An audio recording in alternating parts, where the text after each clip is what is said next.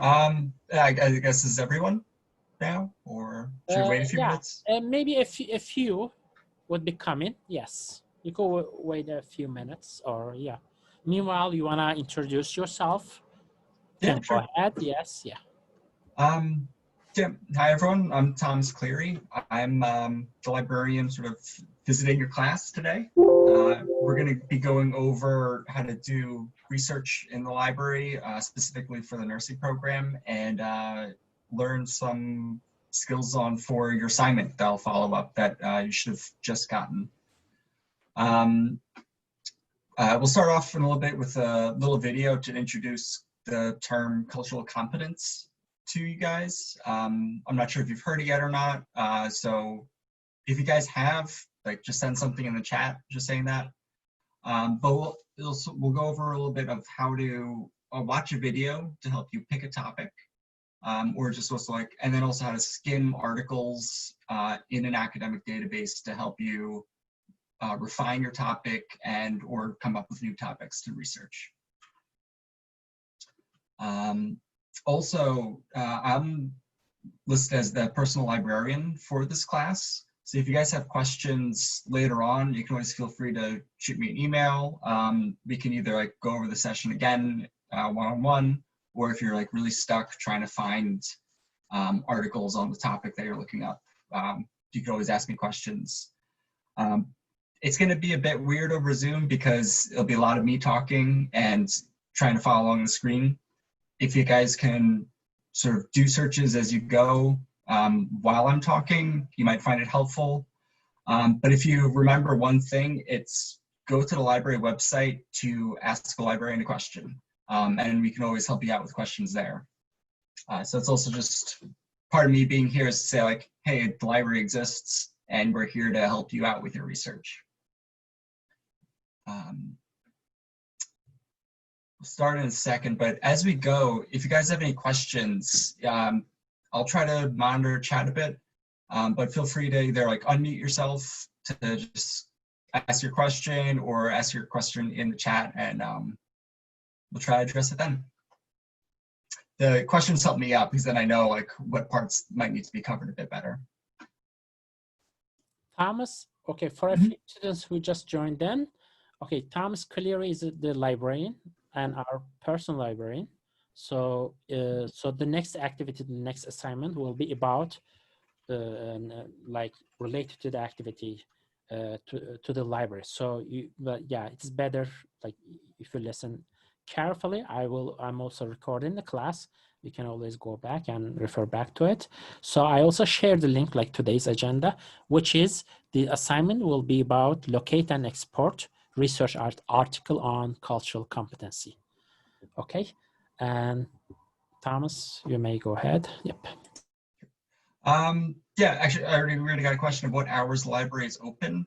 I'll go over it again a little bit later when we go to the library website, but right now we're sort of open 8 to like 9-ish on chat, 8 a.m. to 9 p.m.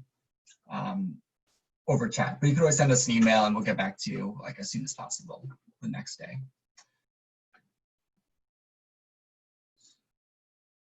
All right, I'm going to share my screen and we'll start off with a video. So with this video, it's going to go over the topic of cultural competence. For the assignment, you're going to be asked to say how cultural competence relates to your specific major and like what you're specializing in. So like if you're doing nursing, do nursing. Some people might be in vet tech, they want to do vet tech.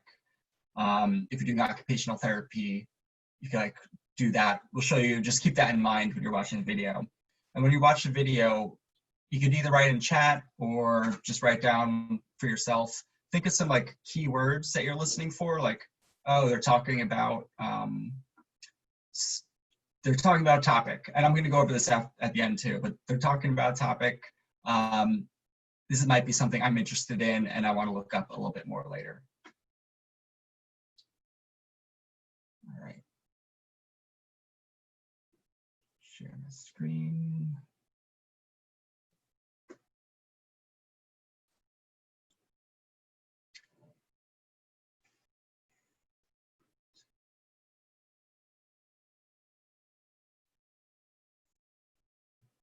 I'm just going to share audio. Okay. Governmental regulations and the Joint Commission for Accreditation of Healthcare Organizations, JCAHO, require that all healthcare facilities practice culturally competent care. Meeting this mandate appears daunting, as ethnic groups once relatively isolated within national borders now actively move around the planet, and we have reached unprecedented levels of cultural diversity. As populations in many countries become increasingly diverse, so does the difficulty in learning the specifics regarding culturally related behavior. Achieving cultural competency requires that we have an understanding of the major components of human culture, that we understand our own biases, and that we are knowledgeable regarding the customs and expectations of those cultures we commonly encounter. The purpose of this series is to provide tools to enable you to meet these goals. We'll discuss some specifics from various cultures, and we'll show how just by listening and observing, you can interact with your clients in a productive, effective, and culturally sensitive manner.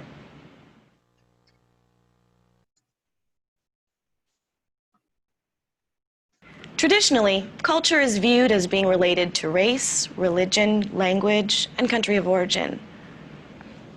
However, cultures contain many divergent groups called subcultures, which directly affect how people think, act, and view others. These subcultures include occupation, economic or social class, age group, and political affiliations. People also find themselves grouped because of the presence of physical disabilities, deformities, developmental delays, or physical or mental illnesses.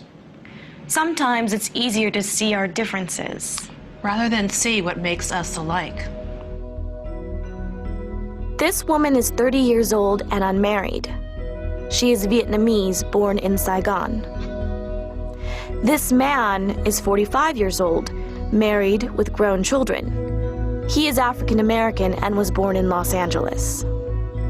It is hard to imagine that these two individuals have any common ground. However, they are both physicians who work in a major medical center. Hi, Alex. How are you? I didn't know you were here today. I'm just checking out one of the patients. They share an enormous amount of knowledge and experience. This woman is in her mid-30s and paraplegic from a spinal defect. She has had multiple surgeries. Though intellectually normal, frequent hospitalizations have interrupted her attempts to complete training programs and left her dependent on public assistance. She is politically active on behalf of those with physical and cognitive disabilities. This woman is 46 years of age and in excellent health. She has a master's degree, is a successful real estate broker, and is politically indifferent. These two women appear to be poles apart, with no common ground until you realize they are both single mothers. But the real question is, how do our individual attributes and experiences impact our ability to live and work together? Increasing cultural diversity makes effective communication more challenging. In healthcare, the difficulty is increased because we see people at their most vulnerable. People of all ethnicities, ideologies, and economic levels come to us because they're sick or injured. They're frequently frightened and may also be in pain. When a patient has a cultural orientation that's different than our own, we may find that techniques we normally employ during interactions are less effective or simply don't work. All human beings have beliefs and biases based on both cultural heritage and life experiences. These can become filters through which others are viewed. Acceptance of this is the first step in learning to work effectively in a multicultural environment. For the healthcare worker, this is particularly important. Every day, we are called upon to assess and work with people from diverse political, religious, and social beliefs, as well as ethnic and economic backgrounds. Their only true commonality is they need health care.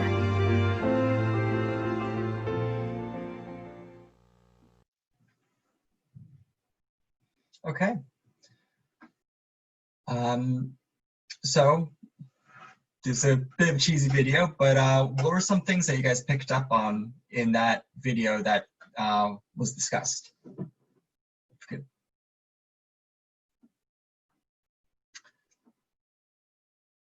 Anybody?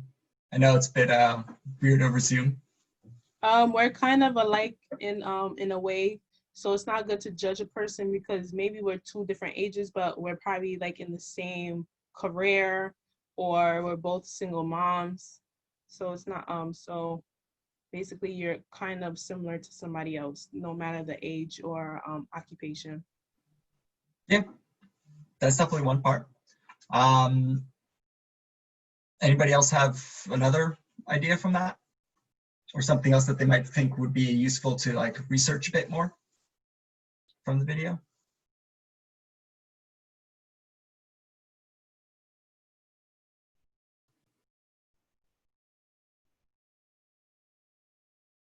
All right. Yeah, so not making assumptions is definitely a core part of what they're talking about with cultural competence. But also with that is that you should be like aware that when you're working with patients, that people just have different backgrounds, and some things that you might think of as normal as in a way to approach somebody, other people might not find that as normal or might be hesitant about certain things happening. They mentioned, this is a good time for it since election day, but they mentioned political affiliation for like, even you see today how that interacts with healthcare so much. Someone in chat said code of ethics comes into play with treating people too. And this sort of helps you work through that code of ethics. So say someone has a political affiliation that is very different from you and say doesn't like vaccines. And you as a nurse are like, well, I need to give you a vaccine because this is my job. Cultural competence, if you work on those skills and like sort of work with those understandings, it's to build up those, how to navigate those different cultural difficulties that you might encounter on the job in a way that would help the patient. So maybe the different person has a different political affiliation, but then you might find out that, yeah, like in the video, they're both single moms. Or maybe they find out that, hey, you guys are both live in Queens in the same neighborhood. And sort of ways to relate to people to make them feel maybe a bit more comfortable. And then you could pass along the medical knowledge or the medical treatments that they need. So it's a bit of a weird transition to go to research, but we'll go do research and I'll show you the library website now. And we'll keep in mind the cultural competence part. Exit full screen. Oh. All right. So this is the library website. You can get to it either just by typing in library.laguardia.edu. You can also get to the library website through My LaGuardia, either at the LaGuardia homepage with the library link, and you can also get to it through My LaGuardia. Through the student login, they'll have like the library link in that page also. So try to make it easy to find our website. And when you get to the website, they'll bring you to this page. We have some information at the top bar here. We have student section. This covers the services that we have available right now. Right now we are physically closed, so services are very limited. But we do have sections for how to get to ebooks for different textbooks, special e-reserves. Those would be textbooks may be held online. I know most of you are first-year students, but if you were at LaGuardia last year or last semester and had taken out a book, don't worry about having those books out on loan. We're automatically renewing all books, so no one's going to get fined. We also offer interlibrary loan services, and just because the physical library, we're pretty small, we don't have that many books, and we don't have access to every single academic article available, but through interlibrary loan, those are services that we offer, so we connect to other libraries and we can share resources with them and then get the articles that you need. So in some of these databases, you might end up on a page saying that the article is not available, or they have to pay for the article. Never pay for an article. And if it says it's not available, you can always enter in that article information into interlibrary loan, and then usually within a day or two, up to a week even, we'll get that article to you. We have some different things from research help. It's just the different services that we're offering right now. We also call it reference services. We have a chat that's open. You can send us emails. Actually, if you click on chat, it'll bring you to the chat page. And just sort of type in your name, and then someone, whichever librarian is on staff at the time, they'll be open to start chatting with you and helping you out with your questions.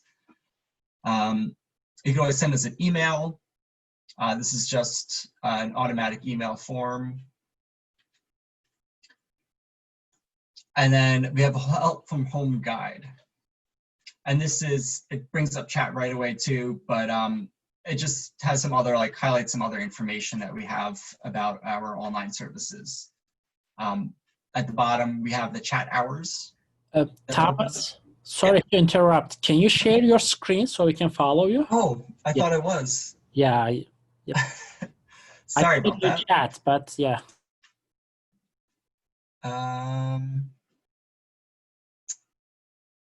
I guess to stop sharing. Sorry, give me a second. Okay. All right, so I'll just backtrack a bit and then we'll start over quickly. So to get to the library website, you can either go to LaGuardia, the LaGuardia homepage, and we have the library link up here on the top right. Or you can go to library.laguardia.edu, and that's the library homepage. And you can also get through My LaGuardia. The sections I was talking about just before, that is the student tab up here. You have the ebooks, the renew section, interlibrary loan, research help. And research help, that is where I was talking about chat, email, and over here is the help from home guide. I'm gonna bring up actually this.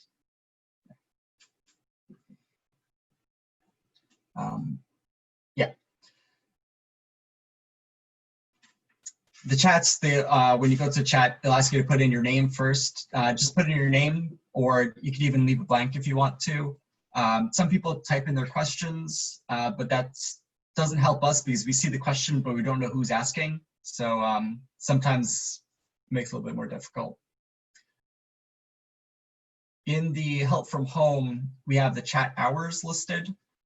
Basically, if you go to the library website and chat's open, we don't have the hours posted because chat is open, but the chat hours are otherwise 8 a.m. to 9 p.m. on the weekdays. It is till Friday. It looks like we didn't update that part of the website. And we also have chat hours open on the weekends. But if our chat is not open, you can always send us an email and we'll get back to you whenever someone is back on chat.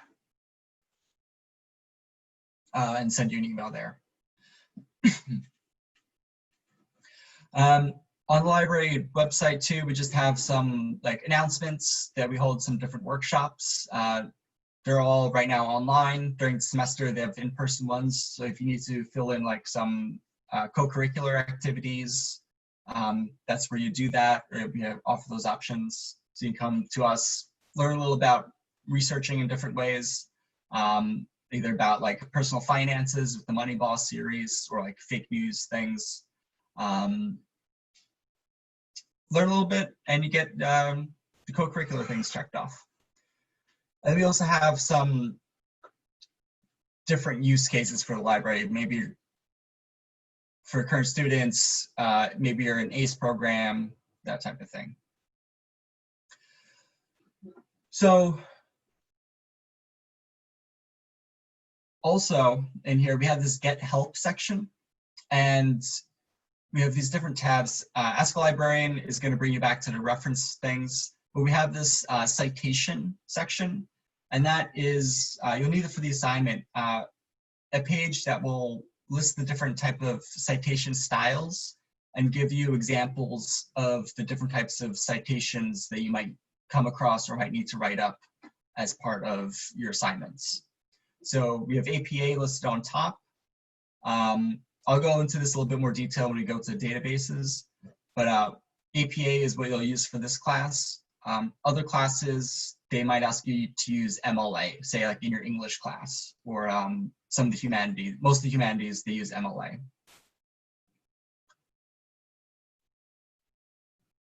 And then they have different examples for basically any type of material that you're trying to cite.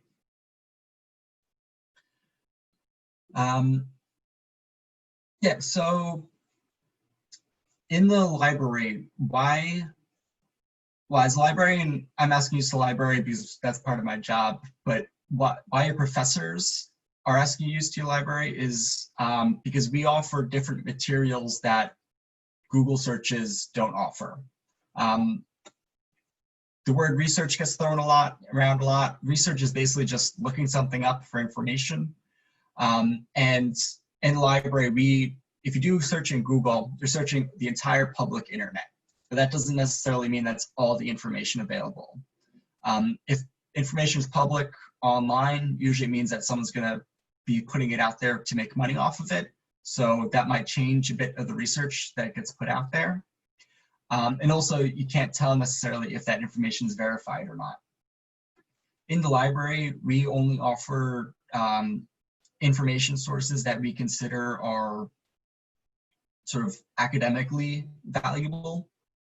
So it's work that's been checked by other people, or it's work from trusted sources that usually have their own like background checking, sort of to check that the information being published is actually accurate. You get to it through some different ways. The first thing that we have up here is OneSearch. This is, it searches across all of our databases and our book catalogs.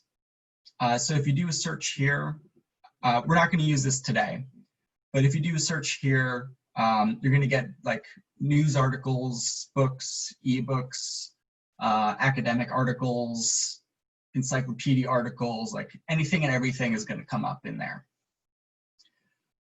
Sometimes you want that, but most of the time, especially if you're looking for books, you go here. But if you have an assignment and your professor is asking, I want you to look up an academic article, maybe a journal article, sometimes they'll say academic research. What they're talking about is this databases section. This databases section, it starts you off with sort of a smaller group of articles to work from, and we broke them down different ways. These different databases, they usually subscribe to very specialized sort of subjects, and you can either look at them through the titles if you already know what database you want to look at, but maybe you're not sure what database you want to look at and you want to browse by subject. So I'm clicking on subject. We broke down the databases by the different programs at LaGuardia. So for you guys, you want to stick, for this class, it's best to stick to the health and nursing program subject. Here we pulled out all the databases that relate to health and nursing. And you know, when you do a search in one of these databases that anything you search, well, most of the results that you get back are going to be related to the medical field. So you don't have to worry about articles like from the humanities coming in there. And you know that for the most part that they're going to be academic journal articles. So that means you have to go through less junk to get to the articles that you're looking for. And that's when people are saying research skills and research techniques, this is one of those. When you do research, you want to sort of think about, what am I being asked to look for, and how can I get to that information the fastest? Your professor is going to tell you what to look for the most part, and it's up to you to decide, okay, do I want to do something like, go through something like Google to just search everything and then like have to go through everything to find that one thing? Or do I start off with a database that has only a few things, and then I only have to pick out that one thing out of like 100 articles instead of 1,000 or 1,000,000. For your assignment, you'll be using CINAHL Complete. I'll put that in chat too.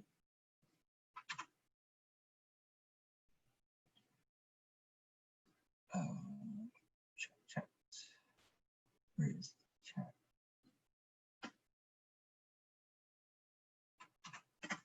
So that's the database that you'll use.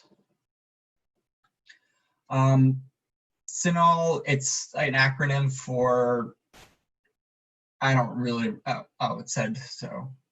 Cumulative Index for Nursing and Allied Health. That's just the title of it, and it gives you sort of insight onto what's in that article, what's in that database.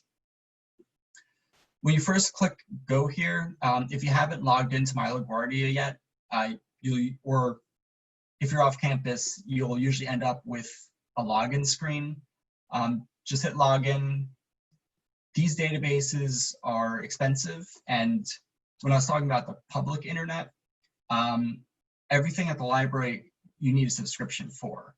Since you're students, you get that subscription through your tuition, and that password wall, that's just us verifying that yes, that you are a student and that you're allowed to use this database. So we've reached the database.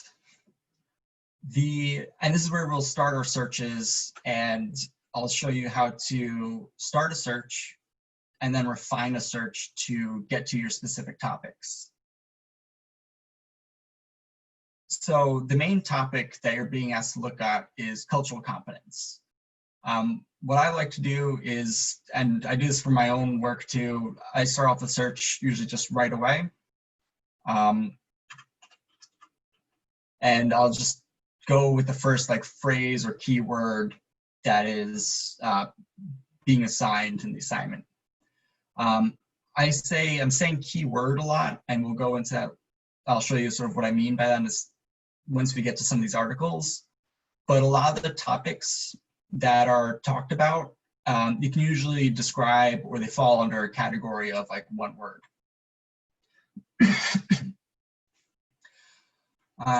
So if you start off with a search in CINAHL for cultural competence, you see it starts off with close to 11,000 articles. You can get an idea over in the search results section of how many articles are like found. Google does this also. You have the articles in this main page here. In the main body of it, they'll have the title of the article, some stuff they'll need for the citation, including authors, the journal is published in, some subjects, and this is a little more what I was talking about with the keywords. Each phrase between the commas, those are different topics that the database tagged the articles with. Then you also have these search refine results bar here. And that's just to help you narrow down some of the articles a bit more quickly. This is at the part where you should start thinking of research also sort of as like online shopping. These are kind of shopping for the article that you need. And it's a bit more simple to describe it that way than to describe it in like a very librarian way. I'm sure most of you have used online shopping before, like something like Amazon, and you'll see here like a lot of the interface is about the same, is very similar. Where there are things you can check off and that'll change your search results. But before we do that, we already started off with a lot of search results. We have 11,000 search results, and they're just talking about cultural competence. This first article, this is talking about cultural competence and people with disabilities. If you're interested in that, that's great. You found your article kind of right away. If you're looking for something cultural competence and how it relates to race, like this first article doesn't help you out. Maybe you want to see something like you're going into nursing, you want to focus on nursing articles. These articles really aren't coming up in your search, these first results right away too. This one's talking about Sweden. Maybe you're interested in what's happening in Sweden, but if you're, that doesn't necessarily help you out if you're just staying in the New York City area either. So what we'll start doing here is building up our search, and then we're going to start to refine our search. You could do that by clicking on Advanced Search. That's this part right in the middle, underneath the search bar. And if you click on that, it brings up more search fields. And what this does is that you have this and here, and it'll start to help you link up cultural competence to something else. And what it does is that it'll perform two different searches, and then it'll be like a Venn diagram of the search results. So you get anything where anything that appears in the search for cultural competence, and then in your second search that also appears and shows you what appears in both those. I'll keep it simple and just do nursing for right now. You'll see we'll do nurse, nurses, or nursing. And I'm just doing this because here you have and here you have or. And those are two different things for this search. And gives you everything that's cultural competence and nurses, and nursing and nurses. What or does is expand it out. So when you're writing this article, when people are writing this article, maybe they're only thinking about nursing and they only use the word nursing in there. They never use the word nurse, or they never use the word nurses. So if you're doing a search and just typed in nurse, maybe you'll never get that article that only used the word nursing. Another example is if you think of New York. If I say New York, you might think New York City, you might think New York State. If you're trying to be specific, you might change it a bit. If you're saying the city, if you say like Manhattan, other names for that are New York City, some things like that. Like that's when or gets in there. The database kind of does this automatically, so it helps you out there if you start typing in the search that you're trying to do. So keep an eye out on these suggestions that come up here too. Maybe you want to really look at nurse practitioner instead, and it just is there to help you out. So when you do a search for cultural competence and the nursing, you'll see that the search results go down a lot. It goes from 10,000 articles to 3,500 articles. That's a good sign. You want your search results to go down. You don't want them so small where you only have like 20 articles, even though sometimes that's what happens, and that could be a good thing. But when you're getting into the low thousands, that's a good sign. Because now you know all the articles in the search results are going to be talking about nursing, and they're going to talk about cultural competence. And it means you're just a bit more free to click around and sort of find, you'll be more likely to find an article that relates to you. Some other things that I like to do and that you should do, for some of them that you have to do, is to use the refine results. For the assignment, you're only looking for articles that are published in the last 5 years. Does someone know why you're only being asked to find an article that's been published in the last 5 years?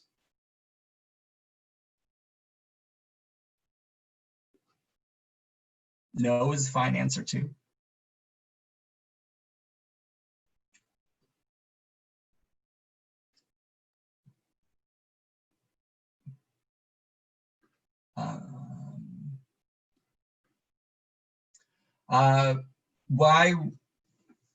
What do you think the difference between an article published last year would be from an article that was published 20 years ago?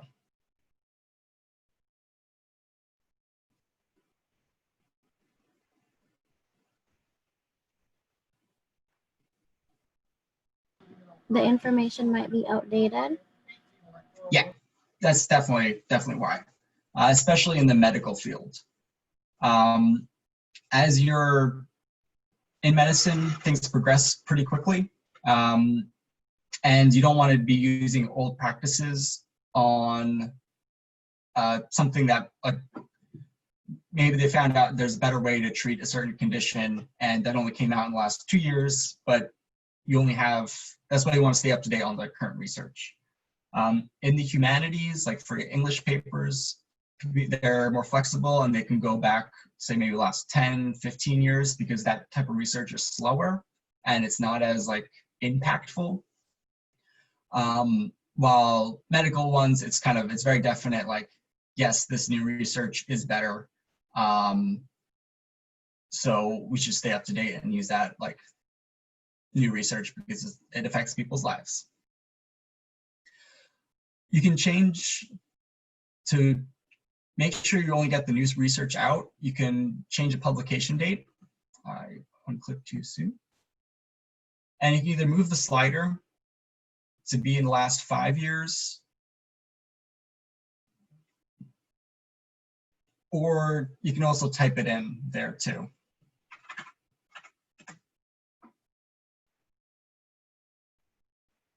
I don't know what that list is that popped up, but just waiting for the page to refresh again. And you'll see here, we narrowed down the search publication date to be the last 5 years. And again, now you only have 1,000 articles to go through. So that's just, even with me talking this whole time, we spent what, maybe 10 minutes doing this search, and went from 10,000 articles to 1,000 articles. And if you spend those 10 minutes on your own too, it can save you hours of just clicking at articles later on.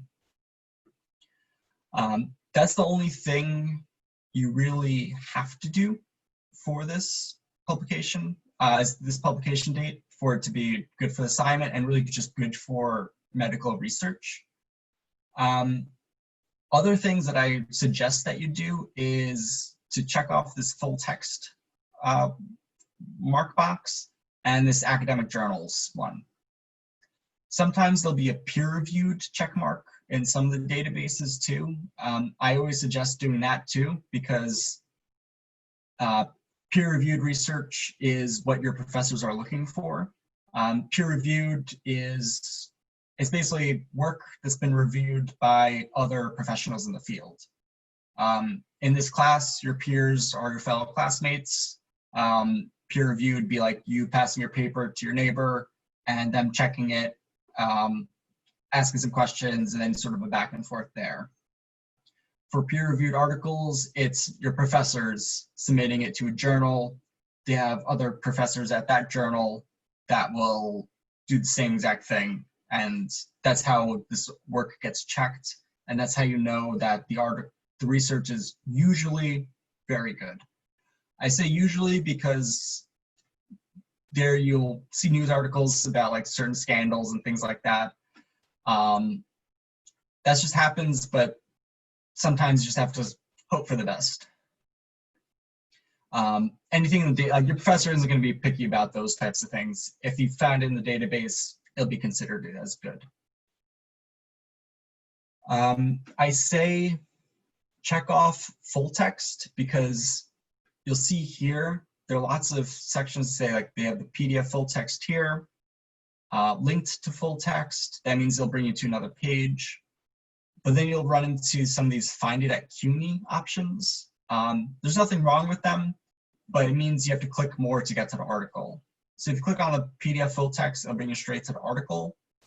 Find it at CUNY, if you click on that, something went wrong. So, sorry. I don't know what happened. So that's one of the problems with Find at CUNY. Sometimes the links break and you don't get to the page that you're trying to get to. Sometimes you have HTML full text too. That's basically full text. So I'm going to check off full text just so we don't have to deal with Find it at CUNY. And I'll also do, and you'll see again, the search results dropped a lot, but now you only have about 500 articles that you need to go through to get to your research. And I'll do academic journals too. You'll see that the number gets even lower.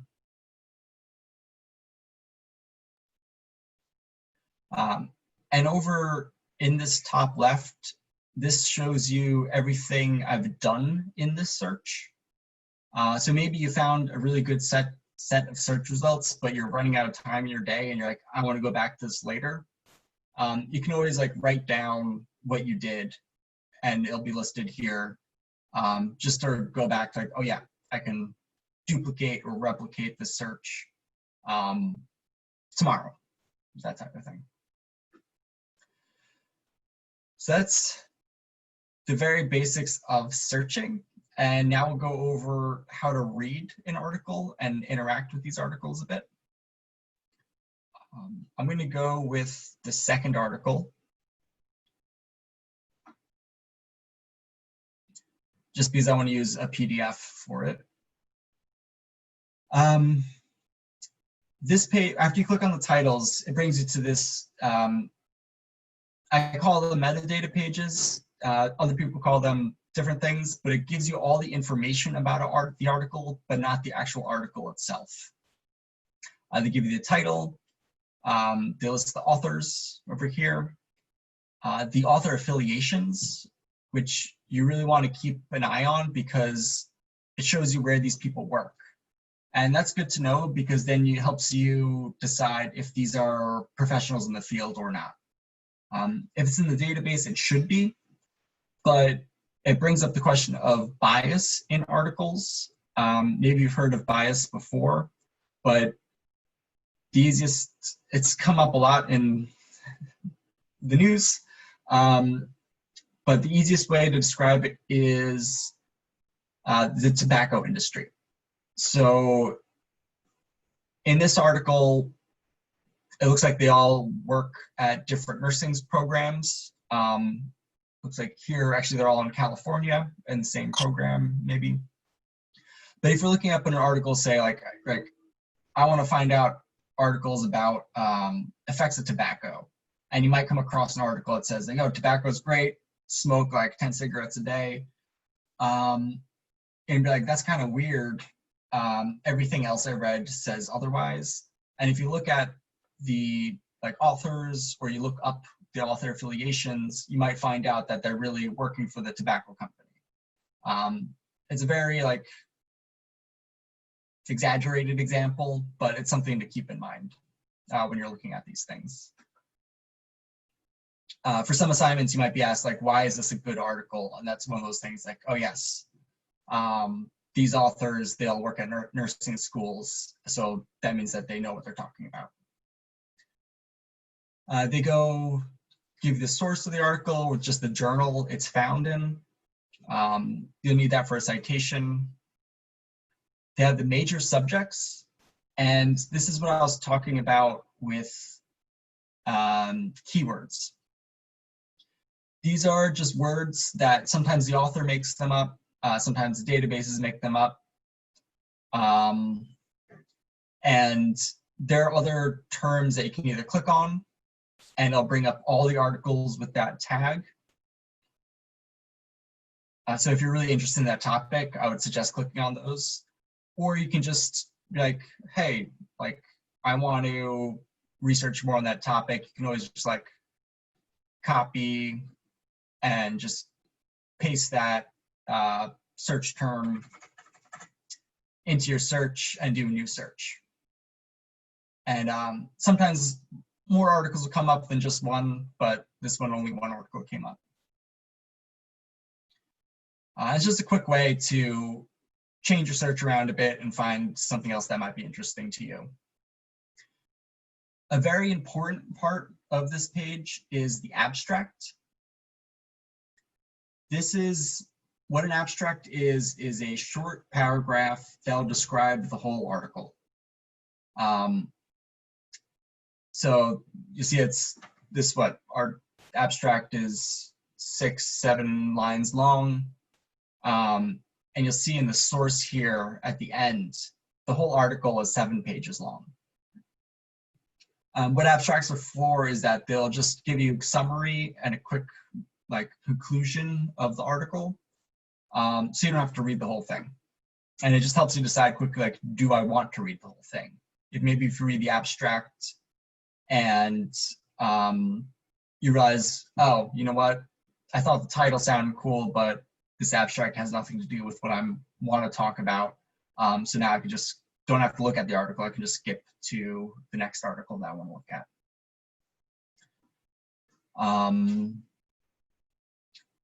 So always read the abstracts before going to the articles, and it'll help you out a lot. Next, we'll go to the actual article. When you click on them, sometimes if you scroll down on those pages, it'll bring you to like the full text. Otherwise, you click on the PDF full text and the article comes up here, or it should come up. Download.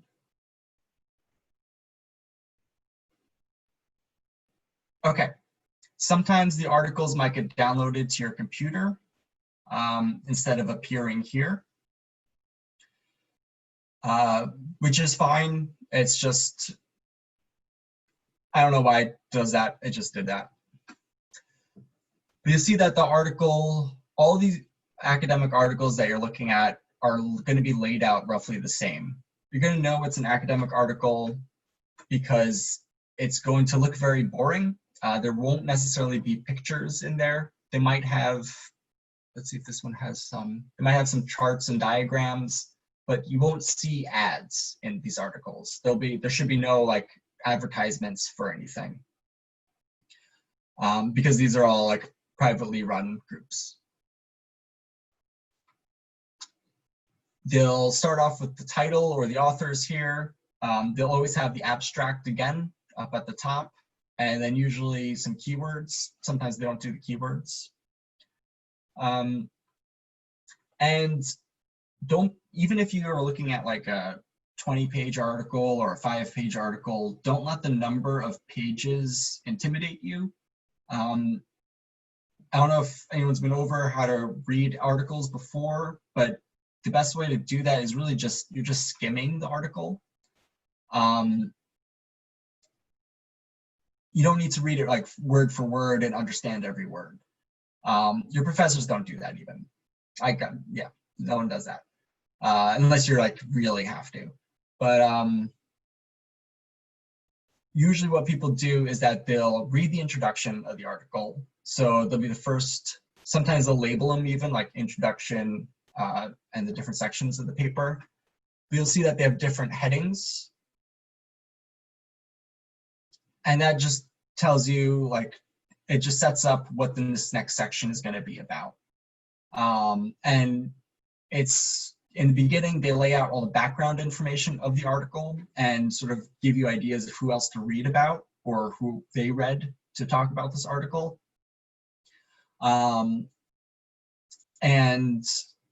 it's just to help you understand what's happening in this article first.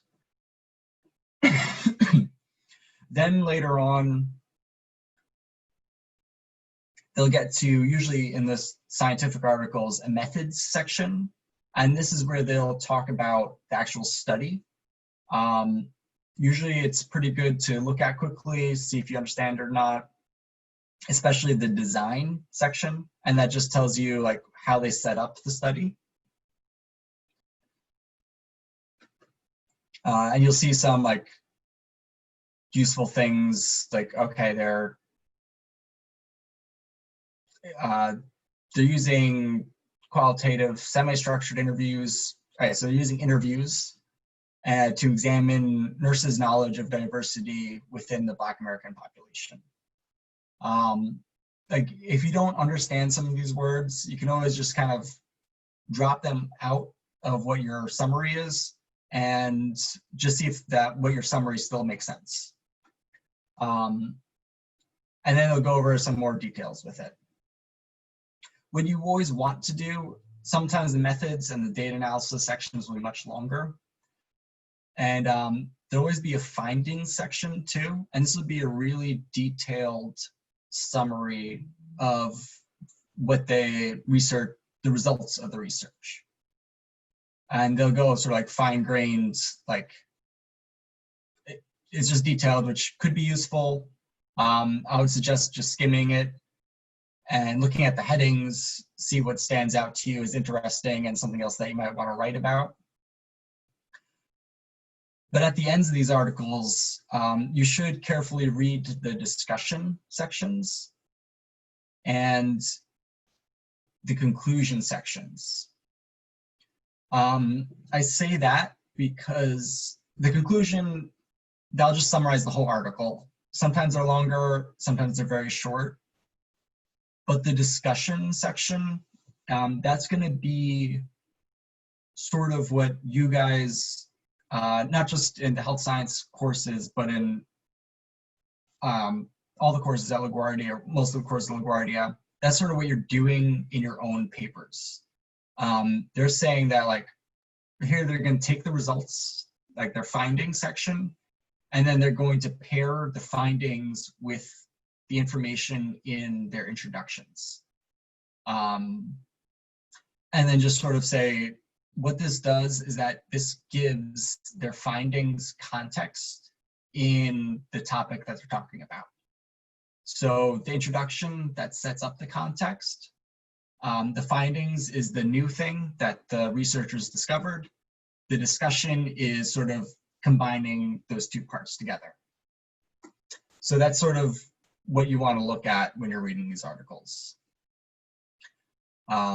Implications for study, that's sort of highlighting the very important parts with that too, so that could be good.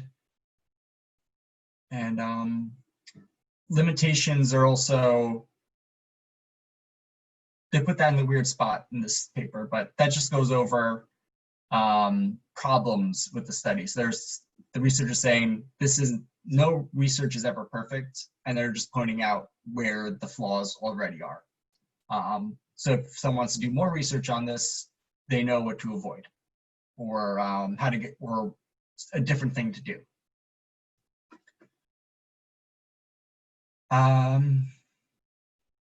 Yeah, so that's most of skimming an article. I went over a bit quick, but to summarize it again is that always read the introductions of the academic articles, and always read like the discussion, summary, conclusion, might have different titles, but those sections near the end of the article to get an understanding of the results. You'll see references in these articles. That's just the authors citing their own their work in the paper. So maybe you found that there was, you'll see like here they do the citations. If you find something really interesting that you want to look up more, you can find that down in the references section. And you can either find that exact article they talked about and include it in your own papers, or if you're just interested in looking at it more, you can always do that also.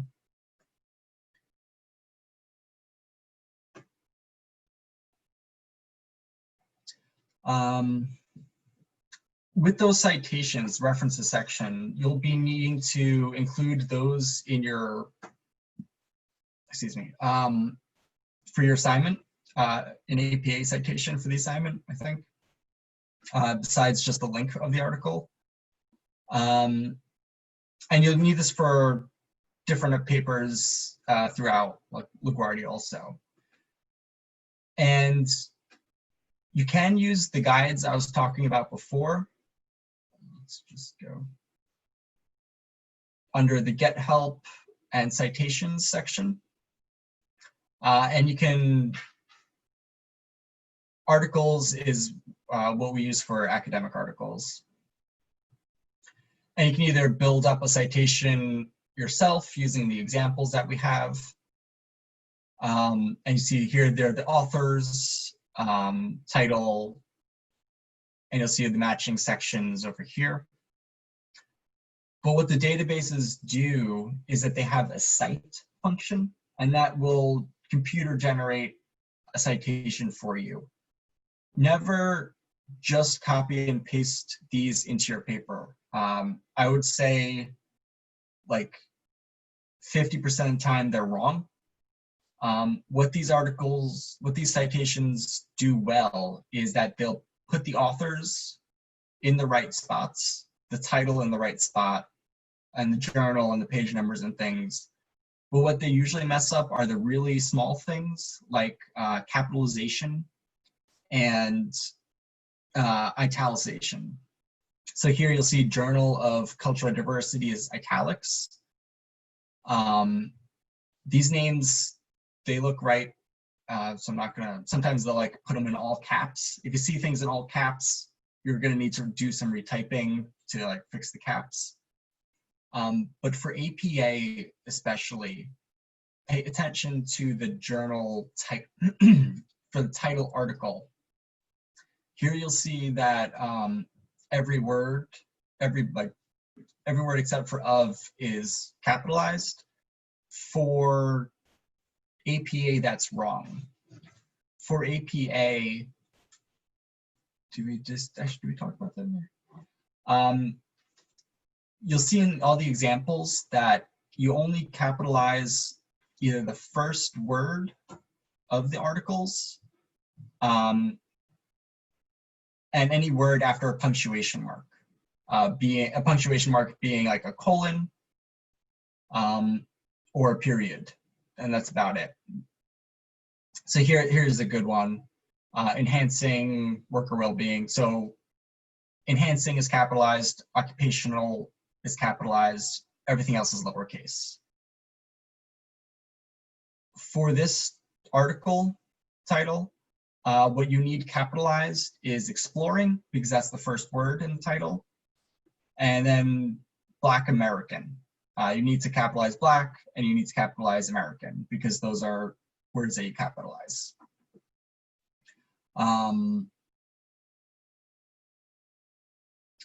If you have questions about this, you can always send me an email that I think I put in chat. If not, I'll put in chat in a second.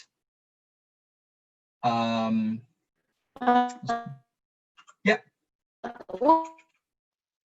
One question, Thomas. Mm-hmm. Hi. Yeah, I can hear you.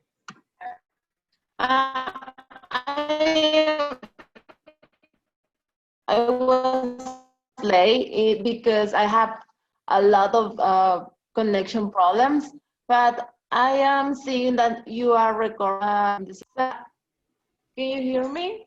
Yeah, you're cutting in and out. But yeah, we're recording the session so you can look at it later too. And it goes over the whole research, it goes over the whole library session that we recorded. I just put my email in chat too, so also for the other people who joined in a bit late. I'm the personal librarian for this class, so if you have questions about doing research in the library, just send me an email and we'll watch the recording first.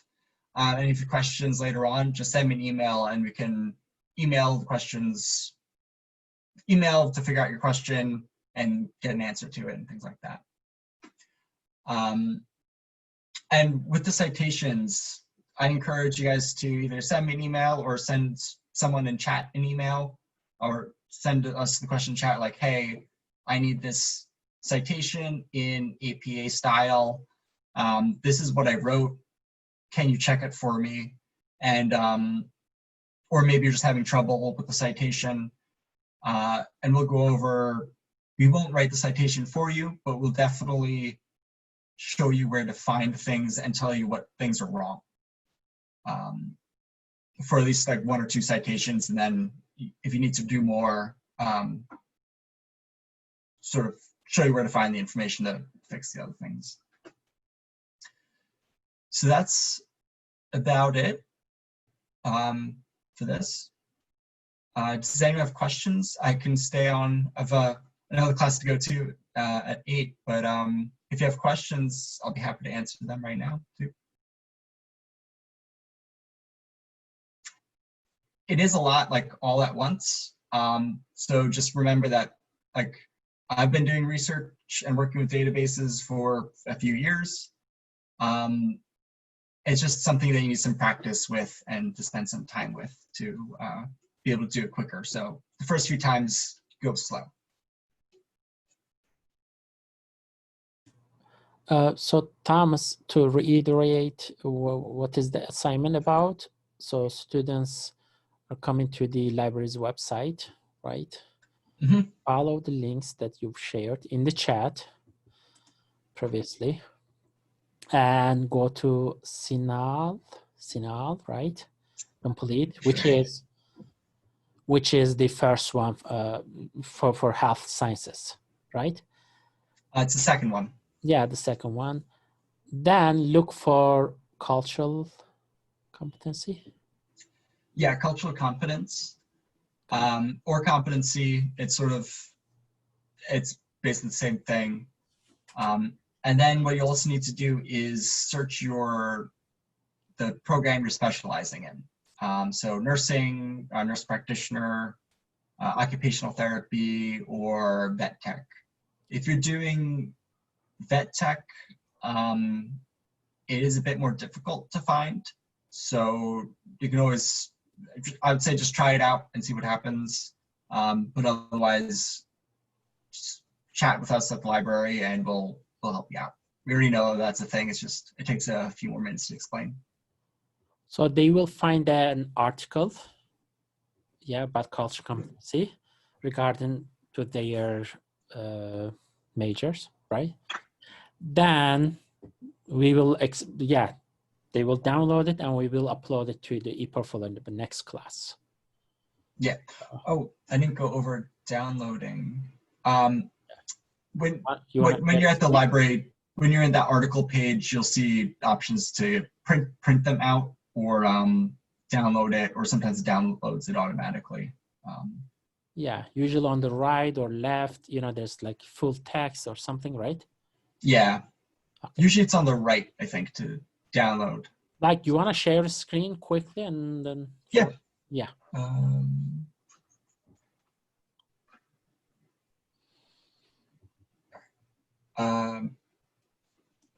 Yeah, so in the right side here, you can email the articles, send them to Google Drive if you feel like doing that. If you click on PDF full text, on my computer, it just automatically downloaded it. I don't know why, to be honest. Usually this screen will look a bit different. Oh, they have that download PDF button up here now. And that downloads the PDF to your computer. Just click it again to, yeah, they'll just go over there. And that file you'll need to upload to ePortfolio, I'm pretty sure. Yep, so students, like you're gonna have an article by next week. So next class, we will upload it to ePortfolio. Thank you very much, Thomas. Yeah, thanks. All right, so time is up. I've taken the attendance. So I'll be around, maybe Thomas will be around to answer your questions if you have any questions.